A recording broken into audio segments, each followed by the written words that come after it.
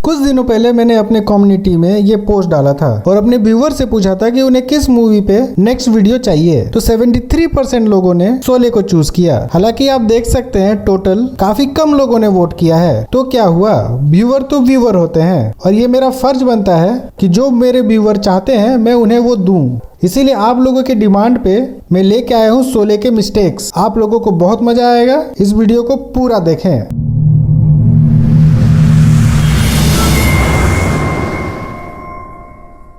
इस शॉट में आप दूर से देख सकते हैं रामलाल और जेलर साहब जब घर के पास पहुंच रहे थे तो उनके आगे कुछ भी नहीं था और दूसरे एंगल से उनके आगे ढेर सारी ना जाने कहां से बकरियां आ गई।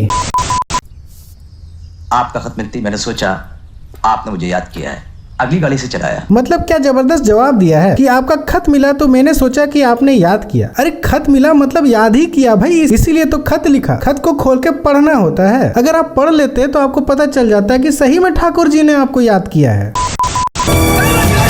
बीरू भाई, बीरू भाई, बीरू भाई, ट्रेन चलाने वाला ड्राइवर नहीं होता बीरू भाई, ट्रेन चलाने वाला लोको पायलट होता है। कोई बात नहीं, चलता है चलता है। जब मैं छोटा था तब मैं भी ड्राइवर ही कहता था। इस शॉट में आप देख सकते हैं कि ये गाड़ी का साइड में जो बैठने वाला पार्ट है इसमें सिर्फ एक ही चक्का है और जब ये पार्ट गाड़ी से अलग हुआ तो ये चलता ही जा रहा था। मतलब ये तो पॉसिबल ही नहीं है क्योंकि इसमें सिर्फ एक ही चक्का है। इस पार्ट को तो गिर जाना चाहिए।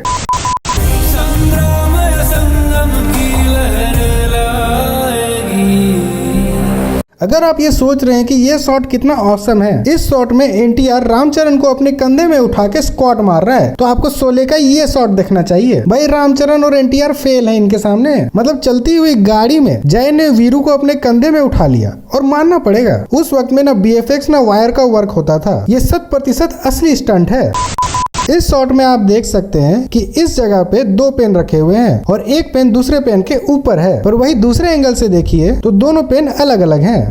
क्या खतरनाक यूनिफॉर्म है इस जेल का। ऐसा तो मेरे स्कूल में भी यूनिफॉर्म नहीं हुआ करता था। आज तक मैंने कोई भी ऐसा जेल नहीं देखा जहाँ पे टोपी भी मिलती हो। और जरा जय का पेंट का साइज तो देखो, जब मैं 6 साल का था तब इतनी बड़ी पैंट पहना करता था। और वीरू का देखो, ये तो कुछ अल्ट्रा ही है। मतलब ऐसा यूनिफॉर्म कौन से जेल में होता है भाई।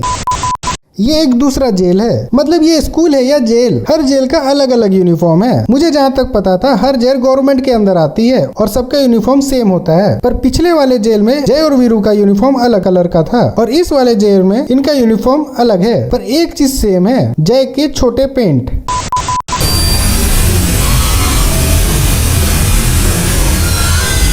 भाई इस शॉट को कई बार मैंने बार बार रिवाइंड करके देखा। मतलब जानबूझ के वीरू ने ऐसा उतरने का डिसीजन लिया या गलती से ये हो गया, पर जो भी था बड़ा फनी है।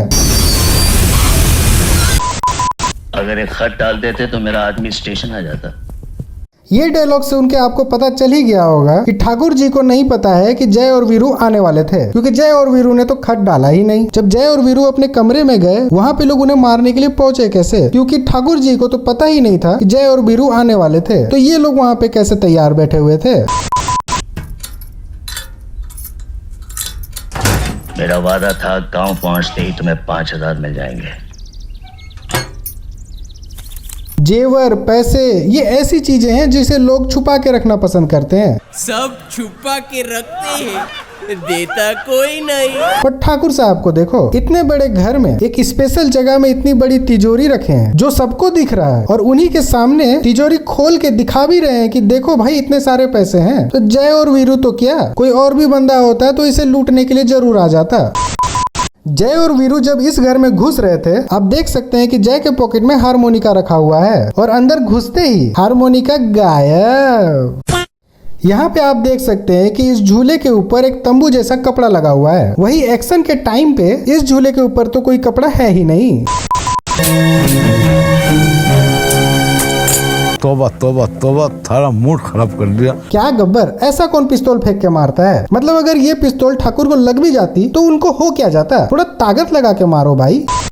ये चीज मुझे बॉलीवुड का बिल्कुल समझ ही नहीं आता। अभी आप देख सकते हैं कि सारी की सारी बॉडी कपड़े से ढकी हुई है और जब ठाकुर को बॉडी देखने का मन किया तो ना जाने कहां से हवाएं आने लगी, तूफान आने लगा और कपड़े अपने आप हट गए। ठाकुर को हाथ लगाने का जरूरत तक नहीं पड़ा। भाई ऐसा सीन तो मतलब हर मूवी में कंपलसरी आपको मिल जाएगा, जहाँ पे अचानक से हवाएं और तूफान आने लगती है। जैसे कि आपने पिछले शॉट में देखा कि हवाएं और तूफान आके ढके हुए कपड़ों को बॉडी से अलग कर दिया था, पर दूर के एंगल से अगर आप देखो अभी भी बॉडी पूरे के पूरे कपड़े से ढके हुए हैं।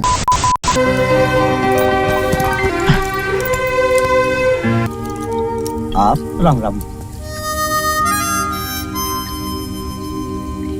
भाई ऐसा कौन करता है? पूरी रात लड़ाई करके आया, घोड़े में सवार होके आया, ऊपर से एक गोली हाथ में लग गई और इतने कड़े धूप में बैठ के आदमी हारमोनिका बजा रहा है। अरे भाई इतना एग्जॉस्ट होके आए हो, थोड़ा आराम कर लो, नहा धोवा लो, घाव में थोड़ा बैंडेज वैंडेज कर लो। नहीं, हम तो हारमोनिका बजाएंगे, वो भी पसीने में डूबते हुए। इस शॉट में आप देख सकते हैं कि वीरू टंकी पे चढ़ के सुसाइड की कोशिश कर रहा है, पर जहाँ पे वीरू खड़ा है उसके जस्ट बाजू में सीढ़ी है, और वही पीछे वाले एंगल से अगर देखो तो बाजू में सीढ़ी है ही नहीं। इस दूर वाले शॉट में आप देख सकते हैं कि टंकी का जो सीढ़ी है वो काफी सीधा है, इसका टॉप वाला पॉइंट इस रेलिंग से बाहर है, और वही नजदीक वाले शॉट पे आप अगर ध्यान दें तो सीढ़ी का जो टॉप वाला पॉइंट है वो इस रेलिंग के अंदर तक है।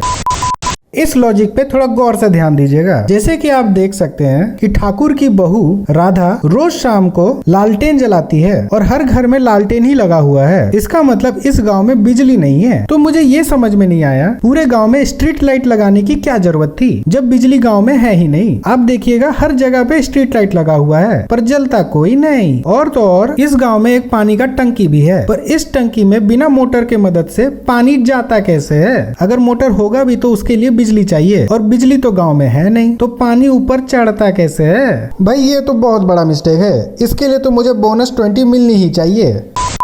इस शॉट में आप देख सकते हैं कि बसंती के टांगे का एक चक्का निकल गया है, फिर भी इस जगह पे एक चक्के जैसा छोटा सा कुछ है जिसकी मदद से ये टांगा दौड़ रहा है। और वही सामने वाले शॉट पे अगर आप ध्यान दें वो गोल चक्का जैसा जो यहाँ लगा हुआ था वो यहाँ पे है ही नहीं। इस शॉट में इस हथियार को गब्बर यहीं पे गिरा देता है, तो उस हथियार को वहीं पे होना चाहिए, लेकिन दूर वाले शॉट में अगर आप देखें तो वो हथियार वहां पे है ही नहीं।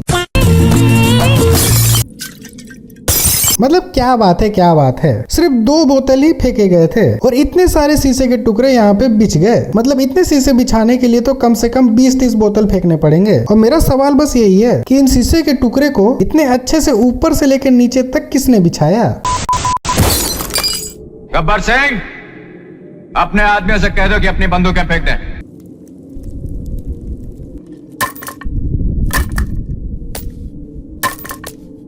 गब्बर सही में बुड़बक था, अकल नाम की चीज नहीं थी। गब्बर के सारे आदमियों के पास गन है और जय सिर्फ एक ही है, फिर भी जय जब कहता है तो गब्बर अपने आदमियों से सारे के सारे बंदूकें फेंकवा देता है। अरे भाई निशाने लगाने को कहता, वो एक था और यहाँ पे तो 10-20 हैं। यह गब्बर सही में बुड़बक था। जब जय मर रहा था तो उसके हाथ में गन थी और मुझे नहीं लगता कि पूरे के पूरे फाइटिंग सीक्वेंस में अपने हाथ में सिक्का रख के लड़ रहा था। तो फिर मरने के बाद उसके हाथ में ऑल ऑफ सडन ये सिक्का कहां से आ गया?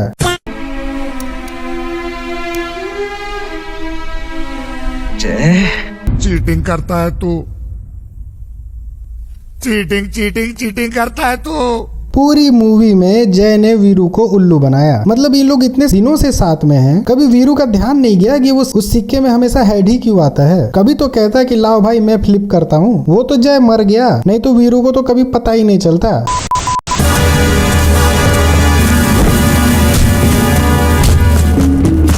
इतना बड़ा धोखा। शुरू से मैं सोच रहा था कि ठाकुर के तो हाथ कटे हुए हैं, पर इस शॉट में अगर स्लो मो में आप देखिए तो ये क्या है? जी हाँ, आप बिल्कुल सही सोचे, ये ठाकुर का हाथ ही है। ये सारे मिलके हमें बुद्धू बना रहे थे। भाई इससे बड़ा मिस्टेक तो हो ही नहीं सकता। इसके लिए तो मैं 50 बोनस लेके ही रहूंगा। इस शॉट में पुलिस वाले के कहने पे ठाकुर ने गब्बर को जिंदा छोड़ दिया और पुलिस के हवाले कर दिया, पर ऐसा तो ठाकुर पहले भी कर चुका है। क्या गारंटी था कि इस बार गब्बर जेल से नहीं भागेगा और वापस आके ठाकुर को फिर से नहीं मारेगा या उसके परिवार वालों को नहीं मारेगा? ठाकुर गब्बर को मार ही देता तो ही अच्छा था, बार बार का टेंशन ही खत्म हो जाता। आज के लिए बस इतना ही, और रिलेटेड वीडियोस के लिए इस चैनल को सब्सक्राइब करें।